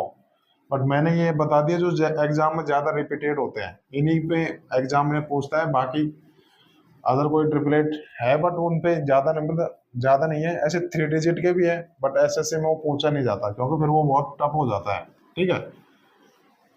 तो ये तो मैंने आपको ट्रिपलेट करा दी है, ठीक है। अब ट्रिपलेट की अगली बात बता देता हूँ कि आप ट्रिपलेट को किसी भी नंबर से गुणा करो, ट्रिपलेट को किसी भी नंबर से गुणा करो, वो ट्रिपलेट ही होता है। जैसे कि सपोज करो, मैं एग्जांपल के थ्रू बताता हूँ, ठीक है। जैसे कि मैंने एक राइट एंगल ट्रायंगल बना लिया, ठीक है। इसकी भुजा ले ली 3 है, ये 4 है, तो ये भुजा कितनी आएगी? अभी मैंने आपको बिल्कुल ट्रिपलेट है, तो 3 4 5 तो ट्रिपलेट है ना, 3 4 5 तो ट्रिपलेट है। सपोज करो मैंने इसकी भुजा को 2 गुना कर दिया, इसकी भुजा को 2 गुना कर दिया, तो यहाँ पे 6 8 10 हो जाएगा।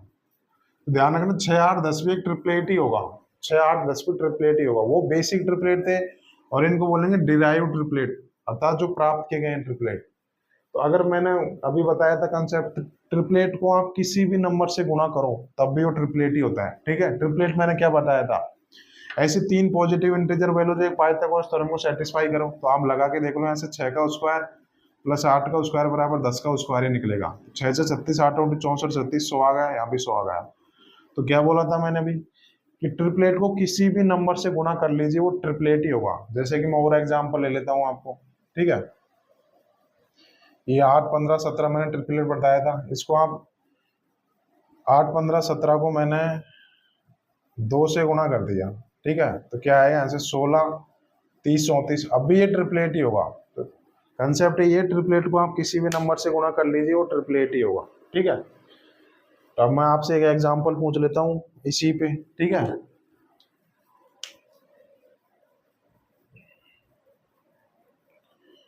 तो 3.5 √3 और 12 √3 और ये 90 डिग्री है, तो मुझे इसकी वैल्यू निकालो भाई, ठीक है। मैं आपको बिल्कुल 5 सेकंड का टाइम देता हूँ। तो अभी मैंने बिल्कुल आपको कंसेप्ट बताया, एक राइट एंगल ट्रायंगल है, इसकी भुजा 3.5 √3 है, इसकी भुजा 12 √3 है, ठीक है। तो आप लोग बेसिक से कैसे करोगे? आप लोग इसको बेसिक से ऐसे तो करोगे ना भाई, इसका स्क्वायर प्लस इसका स्क्वायर बराबर इसका स्क्वायर, पाइथागोरस थ्योरम से करोगे। बट पाइथागोरस थ्योरम लगाऊंगा तो लेंथी हो जाएगा, तो अब मैं कैसे करूंगा यहाँ पे, तो मैंने अभी क्या बताया था, ट्रिपलेट को आप किसी भी नंबर से गुणा करो वो ट्रिपलेट ही होता है, ठीक है। तो मैंने आपको ये ट्रिपलेट बताया था 7, 24, 25, 7, 24, 25 एक ट्रिपलेट बताया था ना, ठीक है ना, 7, 24, 25 एक ट्रिपलेट बताया था, ठीक है। तो यहाँ पे क्या कर रखा है, यहाँ पे देखो क्या कर रखा है, यहाँ से यहाँ पे 1/2 √3/2 से गुणाई तो कर रखी है, √3/2 से गुणाई तो कर रखी है भाई। 7 को जब √3/2 से गुणा करूंगा और कितना आ जाएगा, यहाँ से 3.5 √3 आ जाएगा। इसको √3/2 से गुणा करूंगा और कितना आ जाएगा, 12 √3 आ जाएगा। तो इसकी वैल्यू कितनी आएगी डायरेक्ट, 25 को √3/2 से गुणा करूंगा तो 12.5 √3 आ जाएगी ना। तो इसकी वैल्यू कितनी आएगी, 12.5 √3। तो यही तो मैंने बताया था आपको, ट्रिपलेट को आप किसी भी नंबर से गुणा करो वो ट्रिपलेट ही होता है, ठीक है। उम्मीद करता हूँ आपको बिल्कुल समझ में आ गया होगा, ठीक है। तब तक आप उतार लीजिए।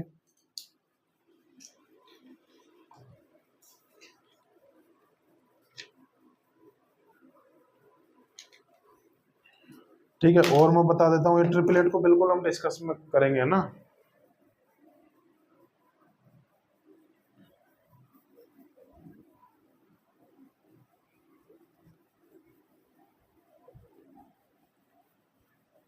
तो ये तो मैंने बताया कंसेप्ट कि ट्रिपलेट को आप किसी भी नंबर से गुणा कीजिए और ट्रिपलेट ही होगा वो भी, ठीक है। अब ट्रिपलेट की कैलकुलेशन को कैसे कम करें भाई, बड़े बड़े ट्रिपलेट्स है, अगर उनको सपोज करो किसी नंबर से गुणा कर दी तो वो तो और भी बड़ा ट्रिपलेट हो जाएगा, तो उनकी कैलकुलेशन कैसे कम करना है वो करते हैं, ठीक है। तो जैसे कि मैं आपको एग्जांपल के थ्रू बताता हूँ, इतना बेसिक से ट्रिपलेट कोई नहीं कराएगा, ठीक है। जैसे मैंने ये 10 ले लिया, 24 ले लिया, अब मुझे इसकी लेंथ चाहिए भाई, ये क्या निकल के आएगी। तो बेसिक से तो आप कैसे करोगे, बेसिक से तो पाइथागोरस थ्योरम लगाओगे भाई, 10 का स्क्वायर प्लस 24 का स्क्वायर का वर्गमूल ले लूंगा तो ये वैल्यू निकल के आ जाएगी। बेसिक से ऐसे करोगे, ठीक है। बट मुझे दूसरे तरीके से निकालना है। अब मैं देखूंगा कि ये तो कोई ट्रिपलेट है ही नहीं यार, 10, 24 तो कोई ट्रिपलेट है ही नहीं, माइंड में आ ही नहीं रहा मेरे। तो अब मैं कैसे करूंगा इसको, तो मैं अब इसको करूंगा, मैं इसको रेशो ले लेता हूँ इसका, मतलब जो चीज अगर जिससे कट रही है ना उससे मैं काट लेता हूँ, क्योंकि मैंने बताया था ट्रिपलेट को किसी भी नंबर से गुणा करो ट्रिपलेट ही रहता है। तो मैं 10 और 24, अभी मुझे ये ट्रिपलेट समझ में नहीं आ रहा कि ये कौन सा ट्रिपलेट है, ठीक है। तो अब मैं क्या करूंगा, यहाँ से मैं 10, 24 देखूंगा कि ये नंबर किससे कट रहा है, तो ये नंबर देखो 2 से कट रहा है ना, तो मैं 2 से काट लेता हूँ इसको। तो क्या आएगा यहाँ पे, 5 आएगा, 12 आएगा। अब 5, 12 को देख के तो आप समझ गए ना कि ट्रिपलेट है, 5, 12, 13 ट्रिपलेट है। तो यहाँ पे क्या किया गया है, 5 का 2 गुना ही तो किया गया है, यहाँ पे 12 का 2 गुना ही तो किया गया है, तो यहाँ पे 13 का कितना आ जाएगा, 13 का 2 गुना आ जाएगा 26, ठीक है। तो क्या करना है मुझे, अगर मुझे पता नहीं चलेगी कौन सा ट्रिपलेट है तो जिस नंबर से कट रहा है उसको काट लेता हूँ, फिर वहां से आप बिल्कुल इजीली फाइंड आउट कर पाओगे कि ये वाला ट्रिपलेट है। और एग्जांपल ले लेता हूं मैं, ठीक है।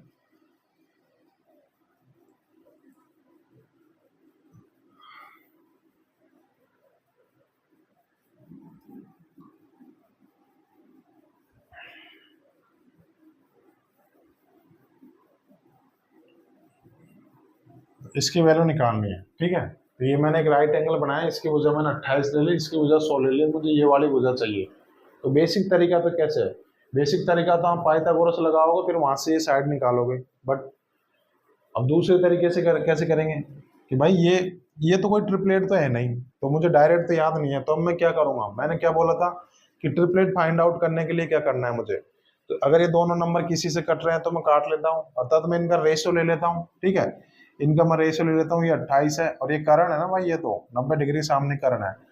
तो अब मुझे ट्रिपलेट पता नहीं चल पा रहा कि कौन सा ट्रिपलेट लगेगा, तो अब मैं क्या करूंगा, मैं यहाँ से रेशो ले लेता हूँ।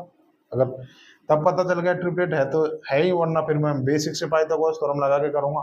तो ये नंबर किससे कट रहे हैं, ये नंबर 4 से कट रहे हैं ना, तो कितना आएगा, 7 आएगा और ये 25 आएगा। अब मैंने आपको बिल्कुल ट्रिपलेट याद आ गया होगा भाई, 7, 24, 25 तो ट्रिपलेट होता है, तो 7 का 4 गुना तो किया गया है, यहाँ पे 24 से कितना गुना आ जाएगा, 96। तो इसकी वैल्यू कितनी आएगी, 96 आएगी। देखो कितना ईजी हो गया है, ठीक है। उतार लो, आज उतार लीजिए आप लोग जब तक, ठीक है। और एग्जांपल ले लेता हूँ ताकि आपको कोई दिक्कत नहीं होनी चाहिए, ठीक है।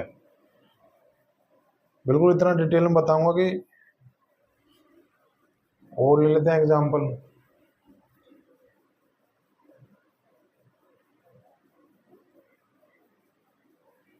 ठीक है।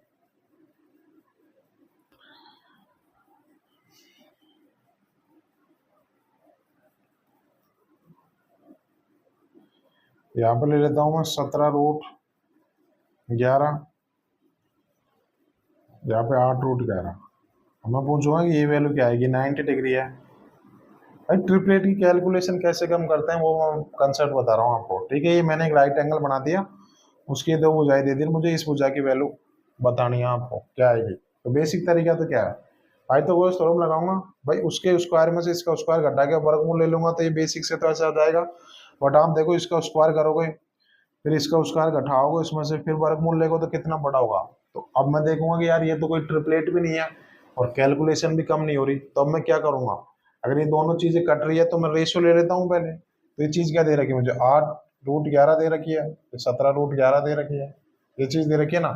तो मैं रेशियो ले लेता हूँ, भाई ये नंबर किससे कट रहा है, तो ये नंबर √11 से तो कट रहा है ना, तो काट लेता हूँ। ये कितना आएगा, 8 आएगा, 17 आएगा। अब मैंने बताया था 8, 17, 15 तो ट्रिपलेट होता है ना, तो ये वैल्यू क्या आएगी, 15। 15 का √11 गुणा तो किया गया था, 15√11 आ जाएगी, ठीक है। तो ये मैंने आपको देखो बताया, तो उम्मीद करता हूँ आप लोग ये चीज उतार लीजिए। मैं 5 सेकंड का टाइम देता हूँ।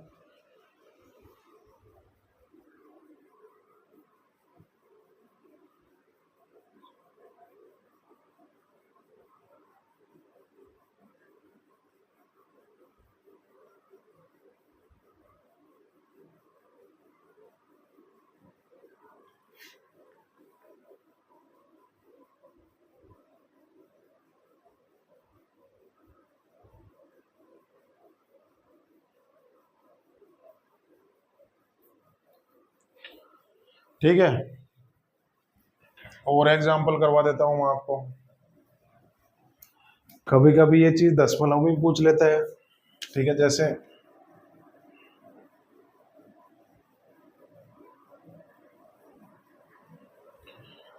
मेरे को एक राइट एंगल दे रखा है, ये भुजा मेरे को दे रखी है 6.5, 4.5 दे रखी है, ये भुजा मेरे को 20 दे रखी है, और इस भुजा की वैल्यू निकाल लिया, तक कर्ण की वैल्यू निकाल ली है। तो अब देखो यहाँ से पाइथागोरस थ्योरम लगाऊंगा तो कितना कैलकुलेशन होगा। तो अब मैं क्या करूंगा, अगर देखूंगा कि दो नंबर किसी से कट रहे हैं तो मैं रेशो ले लेता हूँ यहाँ से, तो 4.5 और ये 20 का रेशो ले लेता हूँ, तो क्या आएगा यहाँ से,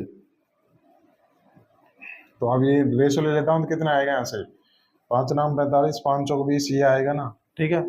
ये रेशो ले लिया मैंने। अब ये नंबर, ये 940 को देख के तो ट्रिपलेट याद आ गया भाई, 940 41 ट्रिपलेट होता है।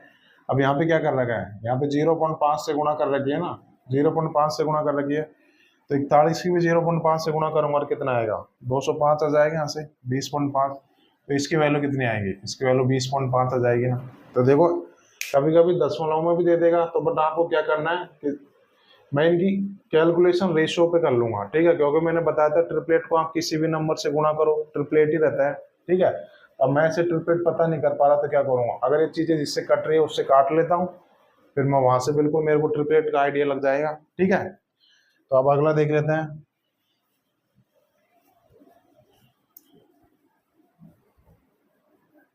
देखो इतना डिटेल में कोई नहीं बताएगा, ट्रिपलेट ट्रिपलेट में मैंने कम से कम 30 मिनट तक पढ़ा रहा हूँ आपको, ठीक है।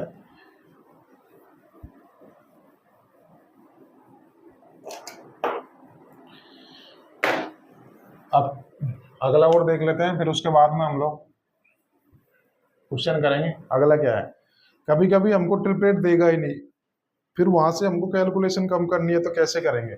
जैसे कि सपोज करो यहाँ पे ये मेरे को राइट एंगल दे रखा है, ठीक है, मैं कैलकुलेशन कम करना बता रहा हूँ इनकी ट्रिपलेट्स की, ठीक है। अब मुझे सपोज करो यहाँ पे ट्रिपलेट देगा ही नहीं, फिर भी मुझे कैलकुलेशन कम करनी है, तो मैं कैसे करूंगा, ठीक है। जब बड़े बड़े क्वेश्चन आएंगे ना, तब उनमें ये कंसेप्ट बिल्कुल इजीली लगेगा और बिल्कुल तुरंत उत्तर आएंगे आपके, तो बिल्कुल डिटेल में पढ़ लीजिएगा। ये राइट एंगल दे रखा है, ठीक है। तो क्या देखता हूँ मैं इसकी, ये भुजा मेरे को 8 दे रखी है,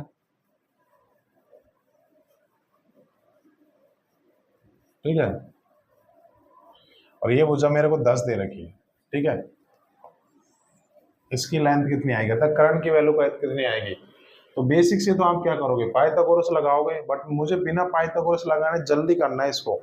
तो मैं देखूंगा कि यार 8 10 तो कोई ट्रिपलेट ही नहीं होता, ट्रिपलेट होता है भाई 6 8 10 होता है, ठीक है। 8 10 का कोई ट्रिपलेट नहीं होता, ठीक है, 8 10 तो भाई कोई ट्रिपलेट ही नहीं होता। तो अब मैं क्या करूंगा, तो मैंने क्या बोला था, अगर ये किसी नंबर से कट रहे हैं तो मैं काट लेता हूँ। 8 को कैसे लिख सकता हूँ मैं, 2 गुना 4 लिख सकता हूँ। और 10 को कैसे लिख सकता हूँ मैं, 2 गुना 5 लिख सकता हूँ। ठीक है भाई, ये दोनों नंबर 2 से कट रहे हैं, 8 को 2 गुना 4 लिख लेता हूँ और 10 को कितना 2 गुना 5 लिखता हूँ। ये ट्रिपलेट नहीं है, तो बट मुझे कैलकुलेशन कम करनी है तो मैं कैसे करूंगा ये। अब मैं देखूंगा कि यहाँ भी 2 से गुणा हो रही है और यहाँ भी 2 से गुणा हो रही है, तो यहाँ भी 2 से गुणा होगी ना भाई, 2 से तो गुणा होगी ना। अब देखो ये दोनों नंबर बच रहे हैं, यहाँ पे 4 बच रहा है, यहाँ पे 5 बन रहा है। अब मैं इन दोनों पे पाइथागोरस लगा लेता हूँ, इन दोनों पे पाइथागोरस लगा लेता हूँ, तो कितना आएगा, 50 25 4 चौक 16, 41 आ जाएगा। तो इसकी वैल्यू कितनी आ जाएगी, √41 आ जाएगी। देखो कितना इजीली हो गया आपको। ठीक है, और एग्जाम्पल ले लेता हूँ मैं आपको। देखो ये ट्रिपलेट भी नहीं है, बट देखो हमने कैलकुलेशन कितनी कर ली। क्या करूंगा कि ये दोनों नंबर में 2 2 कॉमन आ रहा है, तो यहाँ भी 2 से तो गुणा होगी, यहाँ भी 2 से गुणा हो रही है, यहाँ भी 2 से गुणा होती है, यहाँ भी 2 से गुणा हो रही। अब जो बचे हैं ना उन पे मैं पाइथागोरस थ्योरम लगा लूंगा। ठीक है, जैसे कि और एग्जाम्पल बता देता हूँ मैं आपको।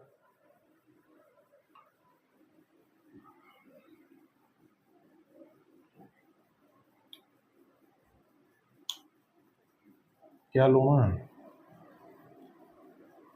यहाँ पे 6 ले लेता हूँ और यहाँ पे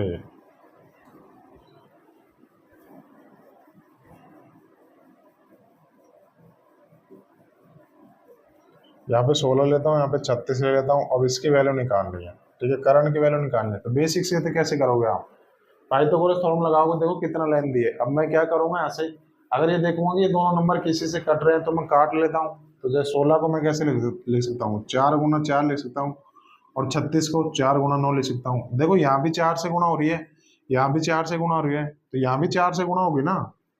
ठीक है, अब मैं पाइथागोरस लगा लूंगा, 4 और 9 पे पाइथागोरस लगा लूंगा, तो कितना आएगा, 9 9 81, 4 चौक 16, तो यहाँ से कितना 97, तो इसकी वैल्यू कितनी आएगी, 4√97 आ जाएगी। ठीक है, तो ये बिल्कुल मैंने कुछ तरीके थे जिनसे हमने वो कैलकुलेशन कम करने की कोशिश की। उम्मीद करता हूँ ये तरीके आपको समझ में आए होंगे। ठीक है, अब नेक्स्ट कंसेप्ट देख लेते हैं। ठीक है, ट्रिपलेट्स का ही है।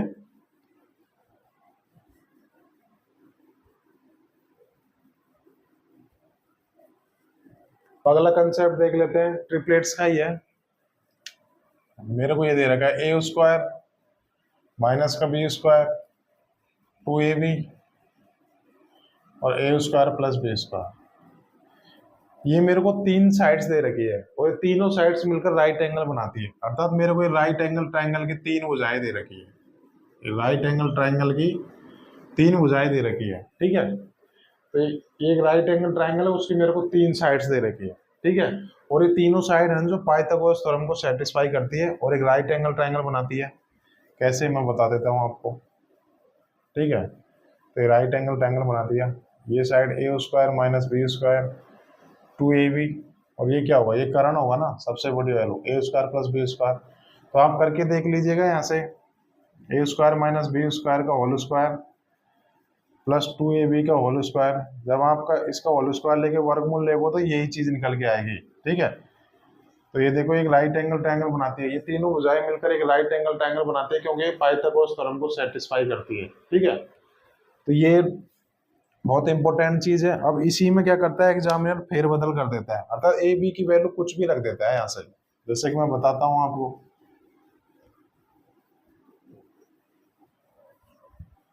जैसे कि सपोज करो ए की वैल्यू x रख देगा यहाँ पे और b की वैल्यू 1 रख देगा, तो क्या आएगा यहाँ पे x² माइनस 1 आएगा।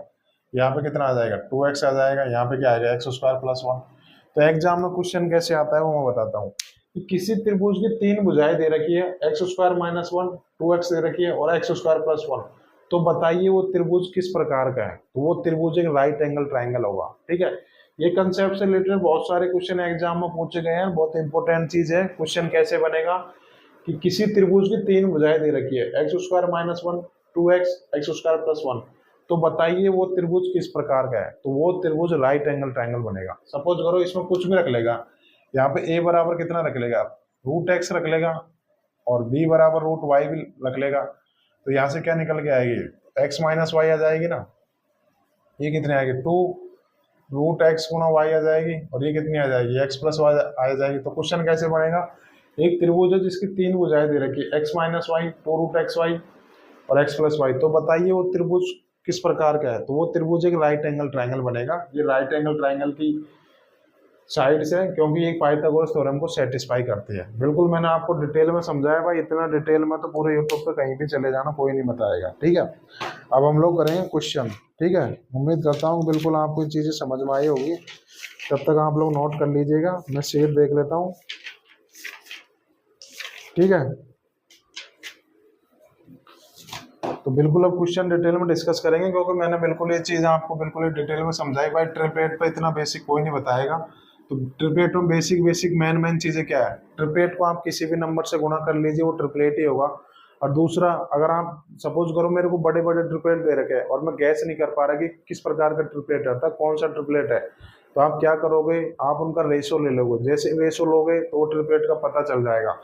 तीसरा क्या बताया था मैंने, या सपोज करो कोई ट्रिपलेट दे ही नहीं रखा और मुझे बड़े बड़े नंबर दे रखे हैं, तो मुझे उसमें पाइथागोरस लगाने में दिक्कत आ रही है, तो मैं क्या करूंगा, वहां से वो नंबर जिससे कट रहे हैं उससे काट लूंगा, फिर जो संख्याएं बचेगी मैं उन पे पाइथागोरस लगा लूंगा, तो बिल्कुल वहां से साइड्स की वैल्यू आ जाएगी, ठीक है। तो दूसरा मैंने एक कंसेप्ट बताया था, ठीक है। उम्मीद करता हूँ आपको बिल्कुल ट्रिपलेट डिटेल में समझ में आया होगा, ठीक है। क्वेश्चन करते हैं, बिल्कुल क्वेश्चन अब हवा में उड़ा दोगे, ठीक है।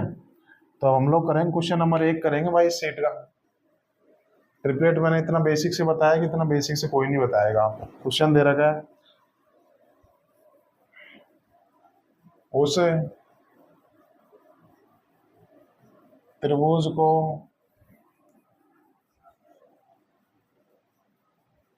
समकोण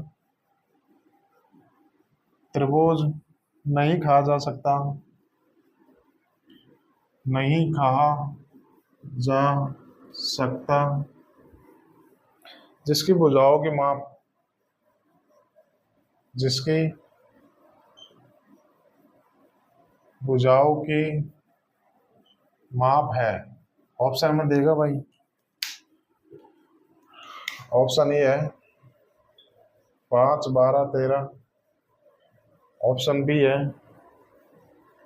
5, 7, 9, ऑप्शन सी है 6, 8, 10, ऑप्शन डी है 8, 15, 17। और देख लो ये सवाल CHSL का सवाल है भाई, ऐसे सवाल पूछे जाते हैं एग्जाम में बिल्कुल बेसिक से। तो क्या दे रखा है, उस त्रिभुज को समकोण त्रिभुज नहीं कहा सकता जिसकी भुजाओं की माप है। देखो 8, 15, 17 ट्रिपलेट बनाता है, तो ये तो समकोण त्रिभुज हो गया। बताया 6, 8, 10 भी ट्रिपलेट है, बताया था मैंने आपको। 5, 12 भी, 13 भी ट्रिपलेट है। देखो ट्रिपलेट याद करोगे तो ये सवाल कितना इजी सोल्व होगा।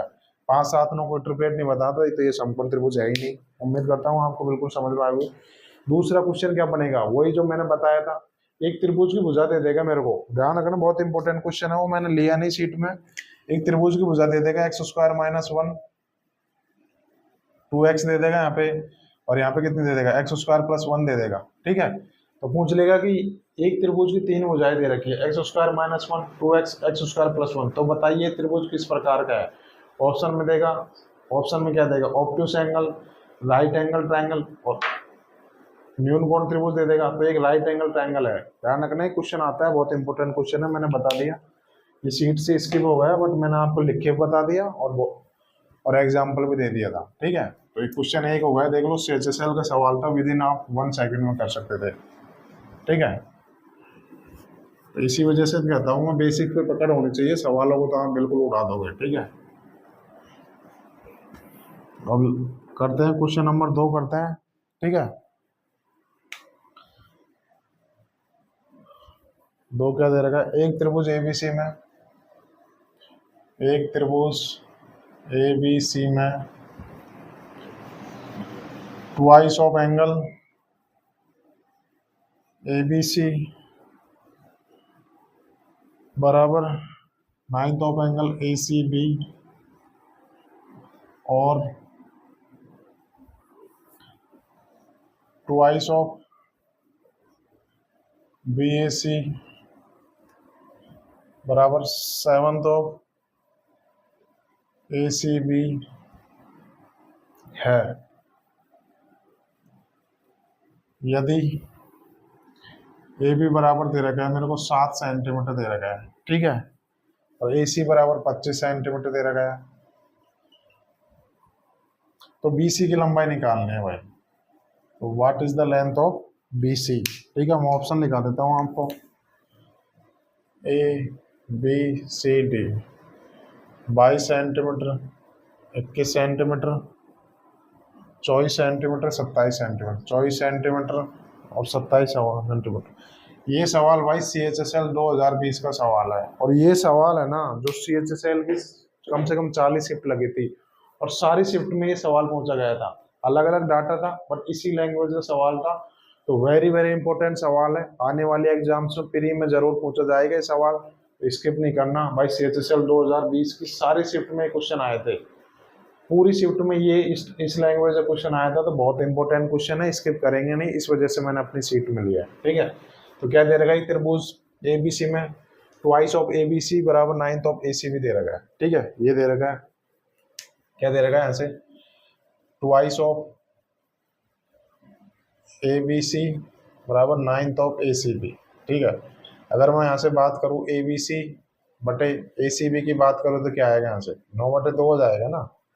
ठीक है, दूसरा क्या दे रखा है, ट्वाइस ऑफ BAC बराबर 7th ऑफ ACB दे रखा है। अगर यहाँ से बात करूँ कि BAC, भाई इसको नीचे ले आता हूँ ना, ACB कितना आएगा, यहाँ से 7/2 आ जाएगा। ठीक है, ये मेरे को रेशो दे रखे हैं। अब मैं यहाँ से अगर बात करूँ तो इन रेशो को कंपाइल करूंगा तो यहाँ से क्या देखूंगा, यहाँ से एंगल ACB बराबर 2 है, एंगल ACB बराबर 2 है। तो यहाँ से अगर मैं बात करूँ तो मैं डायरेक्ट ऐसे लिख सकता हूँ, शीर्ष B ले लेता हूँ भाई। एंगल ABC का मतलब क्या होगा, एंगल ABC को वैल्यू 9 दे रखी है, यानी कि ये एंगल B की तो है, तो बीच वाला शीर्ष ले लेता हूँ। तो मैं डायरेक्ट ऐसे लिख सकता हूँ, यहाँ से एंगल B और एंगल A और एंगल C का अनुपात कितना आ जाएगा यहाँ से। तो मैं देखूंगा एंगल B बराबर 9 दे रखा है, यहाँ से एंगल B का रेशो 9 आ गया और C की वैल्यू 2 दे रखी है यहाँ पे, और ये कितना आ जाएगा, 7 आएगा। तो एंगल ABC का रेशो कितना आ जाएगा, 7:9:2 आ जाएगा। ठीक है, ये मैंने थोड़ा ना भाई, मैंने शीर्ष ले लिया, बीच वाला शीर्ष ले लिया, क्योंकि ये जो एंगल बनेगा बीच वाले शीर्ष की तो वैल्यू दे रखी है। ठीक है, तो यहाँ से इन एंगल्स का रेशो आ गया मेरे पास। ठीक है, तो अब मैंने आपको पहले दूसरी क्लास में बताया था, क्या बताया था कि अगर किसी भी त्रिभुज में दो एंगल्स का सम तीसरे एंगल के बराबर दे रखा है तो वो ट्रायंगल कैसे बनेगा, वो ट्रायंगल एक समकोण ट्रायंगल ही तो बनेगा। भाई ये देखो 7 और ये 2, इन दोनों एंगल्स का सम ये तीसरे एंगल के बराबर बन रहा है, तो ये कैसा ट्रायंगल होगा, ये ट्रायंगल एक समकोण ट्रायंगल होगा ना। ठीक है, अगर आप लोग फिर भी अगर भूल गए तो आप कैसे करोगे, यहाँ से तो ट्रायंगल का सम कितना होता है, 180 डिग्री होता है। तो 9 2 11 और 7 18, तो यहाँ पे 18 की वैल्यू कितनी दे रखी है, 180 डिग्री आ गई, 10 दे रखी है, तो इसकी वैल्यू कितनी आ गई, 70 आ गई, ये 90 आ गई, ये 20 आ गई। तो देखो समकोण त्रिभुज बन गया। तो बी पे बना है तो मैं बिल्कुल समकोण त्रिभुज बना लेता हूँ, इधर बना लेता हूँ। ठीक है, तो ये त्रिभुज बनेगा एक्चुअली में, ये दे रखा है। ठीक है, क्या दे रखा है, यहाँ से ABC। ठीक है, B बराबर 90 डिग्री दे रखा है, तो ये 90 डिग्री हो गया। C की वैल्यू 20 दे रखी है, C की वैल्यू 20 आ जाएगी, इसकी वैल्यू 70 आ जाएगी। ठीक है, यानी कि ABC एक समकोण त्रिभुज दे रखा है। ठीक है, अब मुझे क्या दे रखी है, मुझे AB की वैल्यू दे रखी है 7 सेंटीमीटर दे रखी है, और AC की वैल्यू मेरे को 25 सेंटीमीटर दे रखी है। तो ये तो समकोण त्रिभुज ही तो हो गया। अब ये क्या आ जाएगा, पाइथागोरस थ्योरम, ट्रिपलेट्स बताया था मैंने, 7 24 25 ट्रिपलेट होता है। BC की वैल्यू कितनी आ जाएगी, 24 सेंटीमीटर। तो option C is the right answer. ठीक है, आपको ये एग्जैक्ट डाटा निकालने की जरूरत नहीं है, एंगल निकालने की कोई जरूरत नहीं है, बस मैंने यहाँ से देख लिया कि एंगल B पर 90 डिग्री बनेगा, तो त्रिभुज ABC एक समकोण त्रिभुज बनेगा।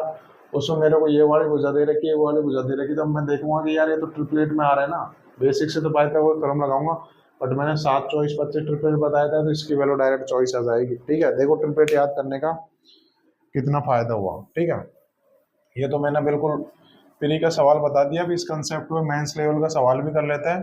ठीक है,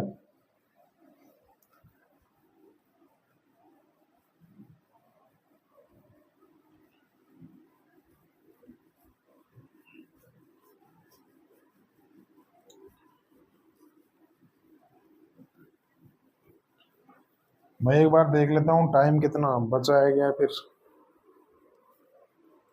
ठीक है, एक क्वेश्चन और डिस्कस कर लेते हैं, ठीक है, फिर आज ही क्लास खत्म करेंगे क्योंकि टाइम बहुत ज़्यादा हो गया।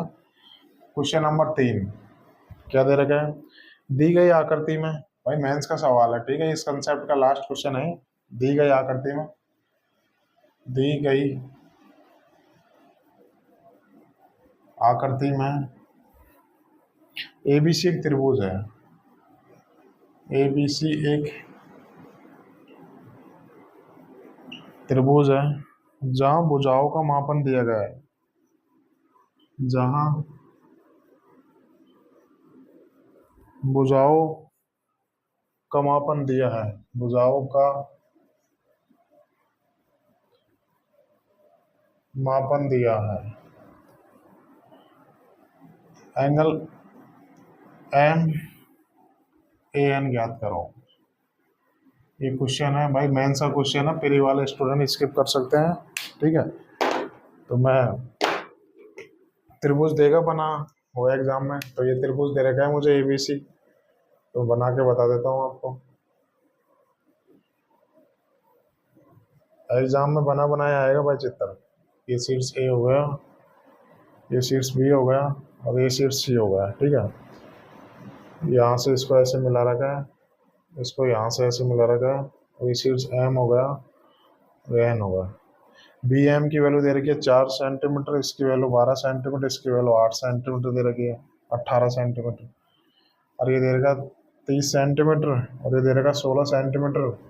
और इस वाले एंगल की वैल्यू दे रखी है एक्स दे रखा है, ये वाला एंगल वाई दे रखा है, ये वाला एंगल जेड दे रखा है, ठीक है। तो मुझे एम एन एंगल निकालना है, तो मैं ऑप्शन लिखा देता हूँ, option A B C D. भाई मेंस का सवाल है, करेंगे बिल्कुल तगड़ा सवाल है। 30 60 45 90 डिग्री, ठीक है। ये क्वेश्चंस दे रखे हैं, सॉल्व करना है बिल्कुल। क्या दे रखा है, दी गई आकृति में त्रिभुज ए बी सी एक त्रिभुज है जहाँ भुजाओं का मापन दिया गया है, अर्थात भुजाओं की वैल्यू दे रखी है, ए बी की वैल्यू 16 है, ए सी की वैल्यू 30 है। तो मुझे एम ए एन का मान निकालना है, angle of M A N. मैं देखूंगा एम ए एन मतलब मुझे एंगल वाई की वैल्यू निकालनी है। यहाँ से what is the value of Y, angle Y की वैल्यू निकालनी है। तो मैं देखूंगा ये भुजा देखो टोटल कितनी हो गई, ये भुजा 18 12 30 और 4 34 हो गई। तो इस भुजा की लेंथ कितनी हो गई, टोटल 34 हो गई। अब आप बड़े ट्रायंगल में देखो, ये चीज ना, ये ऑब्जर्वेशन वाला क्वेश्चन है, ठीक है। तो ये क्या दे रखा है, बड़ा वाला ट्रायंगल मैं आपको दिखा देता हूँ। बड़ा वाला ट्रायंगल यही तो दे रखा है, देखो ए बी सी, बड़े वाले ट्रायंगल को दिखा देता हूँ। ये 16 दे रखा है, ये 30 दे रखा है, ये 34 दे रखा है। तो आपको क्या दिखाई दे रहा है कि एक ट्रिपलेट ही तो है भाई। ये 8 15 17, 8 15 17 का 2 गुना ही तो दे रखा है, ये 8 15 17 का 2 गुना ही तो दे रखा है यहाँ। तो ये वाला एंगल कितना होगा भाई, ये वाली कर्ण बनती है ना, सबसे बड़े भुजा कर्ण बनती है, तो कर्ण ये बनेगी, इसके सामने ये वाला एंगल कितने होगा, ये वाला एंगल 90 डिग्री का होगा ना। तो ये पूरा एंगल कितने का आ जाएगा, ऐसे पूरा एंगल 90 डिग्री का आ जाएगा। तो मैं बात करूँ यहाँ से angle X plus angle Y plus angle Z की वैल्यू कितनी आ जाएगी, 90 डिग्री आ जाएगी, ठीक है। ये मैंने आपको बताया। अब क्या करना है आपको भाई, ऑब्जर्वेशन वाला क्वेश्चन है, ऑब्जर्व करोगे तो बिल्कुल आ जाएगा। ऐसे सवाल प्रैक्टिस से ही आते हैं। अब आपने ऐसे सवाल की प्रैक्टिस कर ली, आने वाले एग्जाम में पूछा जाएगा तो कर लोगे। पहली बार सवाल करोगे तो नहीं होगा आपसे, ठीक है। अब मैं देखूंगा कि यहाँ से ऑब्जर्व करना है कि क्या दे रखा है। यहाँ पे देखो ये भुजा 16 दे रखी है, ए बी की वैल्यू 16 दे रखी है, और यहाँ से देखो आप बी से लेकर एन तक देखो, ये वैल्यू कितने दे रखी है, ये वैल्यू 16 दे रखी है ना भाई। अब मैंने आपको पहले दूसरी क्लासेस में बताया था ज्योमेट्री की, अगर किसी भी त्रिभुज की दो भुजाएं बराबर है तो उनके सामने के दोनों एंगल्स भी बराबर होंगे, ठीक है। तो मैं देखूंगा ट्रायंगल ए बी एन, मैं हर ट्रायंगल आपको बना बना के बता देता हूँ, ठीक है। तो मैं यहाँ से देखूंगा ट्रायंगल ए बी एन को देखूंगा, ठीक है। इधर लिख देता हूँ इसको मिटा के। तो ट्रायंगल ए बी एन, तो ये वाला ट्रायंगल मैं बता रहा हूँ आपको, ठीक है। ए हो गया, बी हो गया, एन हो गया, ठीक है।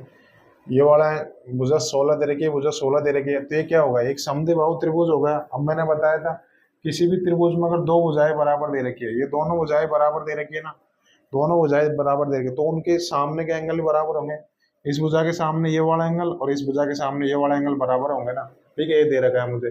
तो देखो आप बी एन भुजा के सामने ये वाला एंगल देखो कितने का है, बी एन भुजा के सामने भाई, बी एन भुजा के सामने ये वाला एंगल कितने का है, ठीक है भाई। ये नहीं है, ध्यान रखना है ना, ये यहाँ तक है ना, मुझे तो यहाँ तक लेना है ना, ए यानी लेना है, ठीक है। ये यहाँ से लेना है, ठीक है, ये वाला एंगल, ठीक है। तो अब मैं देखूंगा इसकी वैल्यू कितनी दे रखी है, इसकी value x plus why they रखी है ना, तो ये वाला एंगल कितना आ जाएगा, एक्स प्लस वाई आ जाएगा ना। तो इस भुजा के सामने ये एक्स प्लस वाई है, तो इस भुजा के सामने ये वाला एंगल भी तो एक्स प्लस वाई होगा भाई। दोनों भुजाएं बराबर दे रखी है, तो दोनों भुजाओं के सामने के एंगल बराबर होंगे। इस भुजा के सामने एक्स प्लस वाई है, तो इस भुजा के सामने भी एक्स प्लस वाई होगा। तो एन पे तो आया एक्स प्लस वाई, तो मैं लिख दूंगा कि ये वाला एंगल एक्स प्लस वाई होगा, ठीक है। अब मैं सेम ऐसे ही देखूंगा कि ये भुजा 30 दे रखी है और ये भुजा भी देखो 12 18, ये भुजा भी 30 दे रखी है। तो मैं ट्रायंगल बना के बता देता हूँ, इधर बना देता हूँ। क्या दे रखा है यहाँ से, AMC ट्रायंगल देखो, ये भुजा की वैल्यू 18 दे रखी है, 30 दे रखी है ना, सॉरी 30 दे रखी है, और इस भुजा की वैल्यू 30 दे रखी है। तो ये कैसे बन गई, समद्विबाहु त्रिभुज बन गया भाई। दो भुजाएं बराबर दे रखी है ना। अब समद्विबाहु त्रिभुज क्या है, किसी भी त्रिभुज के दो भुजाएं बराबर दे रखी है तो उनके सामने के एंगल भी बराबर होंगे, दो एंगल। तो मैं देखूंगा कि यहाँ पे 30 दे रखे, तो भुजा MC, इस भुजा के सामने ये वाला एंगल कितने का दे रखा है, इस भुजा के सामने ये वाला एंगल देखो, MC भुजा के सामने ये वाला एंगल देखो, YZ दे रखा है, अर्थात टोटल एंगल Y + Z दे रखा है। तो मैं इस भुजा के सामने देखूंगा ये वाला एंगल Y + Z है, इस भुजा के सामने ये वाला एंगल Y + Z है, तो इस भुजा के सामने ये वाला एंगल भी तो Y + Z होगा ना पूरा। तो एंगल ए पे कितना आएगा, Y + Z आएगा। यहाँ से मैंने निकाल ली। अब देखो मैंने इस त्रिभुज, अब MAN त्रिभुज को देखो, MAN त्रिभुज में मैंने तीनों एंगल पता कर लिए। अब मैंने आपको ये चीज बताई थी, किसी भी त्रिभुज के तीनों एंगल्स का सम कितना होता है, 180 डिग्री होता है। तो मैं यहाँ से बात करूँ तो कितना आएगा देखो, तो यहाँ से कितना आ जाएगा, 2y आ जाएगा, और जोड़ोंगे कितना आ जाएगा, x + y + z आ जाएगा। इन तीनों एंगल का सम कितना आएगा, 180 डिग्री हो जाएगा ना भाई। इन तीनों एंगल्स पता चल गए मुझे इस त्रिभुज के, तो तीनों एंगल का सम 180 डिग्री हुआ। तो यहाँ से तीनों एंगल को जोड़ दे, 180 डिग्री आ गया। अब देखो यहाँ से x + y + z की वैल्यू 90 दे रखी है यहाँ से, तो 2y की वैल्यू कितनी आ जाएगी, 180 में से ये घटा दूंगा ना, 90 आ जाएगी। तो यहाँ से y की वैल्यू कितनी आएगी, 45 डिग्री। तो y is the 45 degree. Option C is the right answer. मुझे y की वैल्यू निकालनी थी। उम्मीद करता हूँ आपको ये सवाल समझ में आएगा। बिल्कुल ट्रिपलेट पढ़ाए थे मैंने आपको, बिल्कुल सारी चीजें बेसिक से डिस्कस की है। उम्मीद करता हूँ आज को आप लोगों को आज की क्लास समझ में आ गई। तो मिलते हैं कल, आज की क्लास यहीं खत्म करते हैं। ठीक है दोस्तों, बाय एवरीवन।